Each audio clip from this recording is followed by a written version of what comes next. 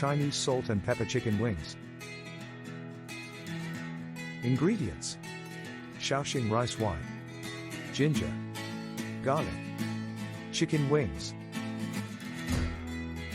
potato starch or substitute cornstarch, oil for frying, red or green chili peppers, ground white or black pepper, Sichuan Pepper-Salt or Szechuan Pepper-Salt.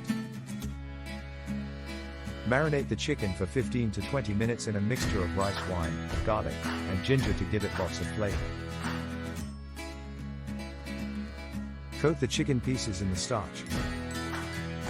Drop the dredged chicken pieces in a skillet filled with about 2 inches of hot oil. Fry, turning once, until golden brown all over. While the chicken is frying, you can prep the toppings. Slice chilies and garlic and quickly stir-fry them in butter or oil. Toss the fried chicken pieces with the stir-fried chili and garlic topping and then season with Sichuan pepper-salt and white pepper.